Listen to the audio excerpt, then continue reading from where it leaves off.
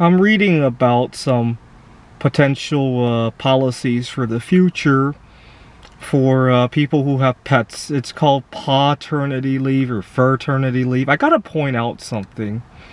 Everybody has differences in passion.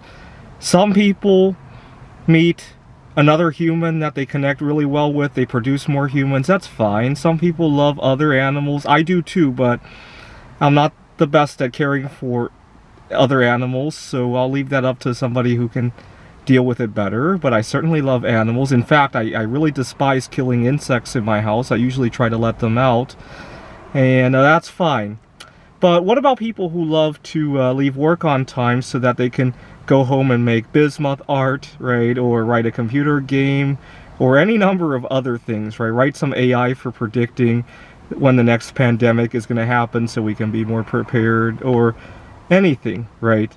Now, part of the policy was bereavement leave for people who lose their pets. I gotta point out something. Not everybody bereaves over death, and some people bereave over other things in life. I used to, when I was living in Seattle, I had a favorite grocery store because I was living out in my car, and I hung out at the grocery store a lot.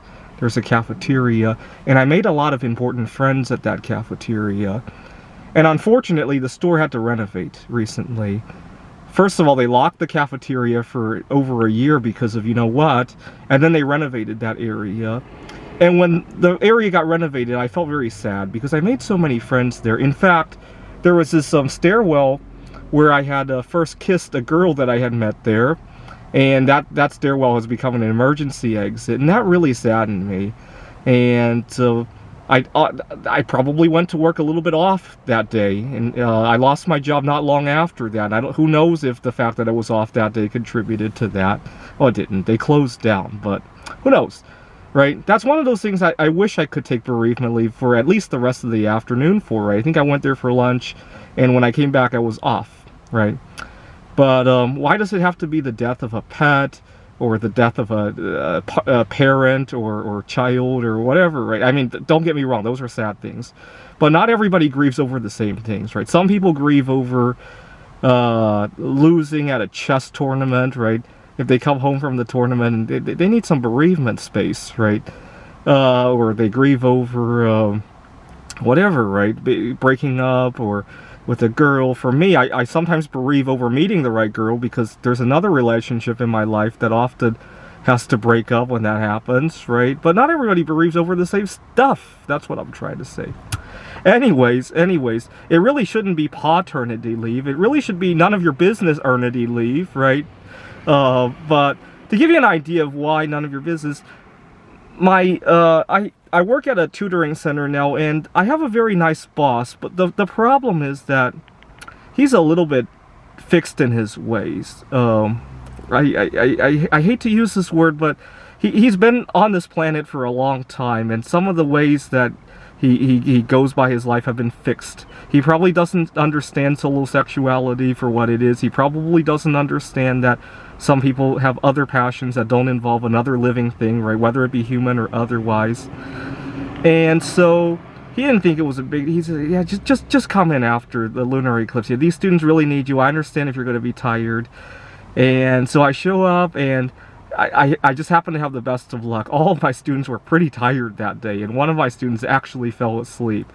And so it didn't look so bad that I was out of it. And after the shift, I sat down with my boss and I said, you know, one of my colleagues is away right now with his kids in Disney World, and I told him, you know, you're probably not going to see me take a 2 or 3 week vacation like that, but there are some things that mean a lot to me.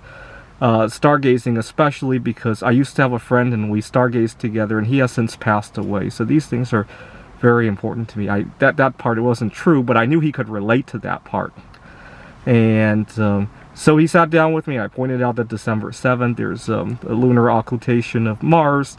And I pointed out some things next year. And he once again wants to say, well, that's so far away. I said, yes, but it means a lot to me. And why don't we notate it down so that there's no confusion when it comes up? And I followed it up with an email just in case he had an issue with that. But that's the kind of issue I run into, right? I don't think he has anything out against me. I think that, like I said, he's been on the planet for a very long time, and So he's become very hardened in his own ways, and I really love how the younger generation can be so malleable to things. I had a student, actually. He was doing a social studies project, and he was surveying people about when they had met their significant others. And when he asked me, he said, how old were you when you met your significant other? And I said, well, 0, but I didn't know it was my significant other until I was 23. He thought it was an arranged marriage. I wanted to see if he could guess what that meant. He thought I had an arranged marriage. He said, oh, yeah, my cousins were arranged too. I said, no, I wasn't arranged. Take another guess. He didn't guess it. I told him about solo sexuality. He agreed with it. He said, oh, yeah, how come I didn't think about that? And he talked about it like it was second nature to him. And that's the kind of attitude a lot of young people go into. But it's really a good lesson. Don't grow old. Always be learning new things. Don't let your mind grow old.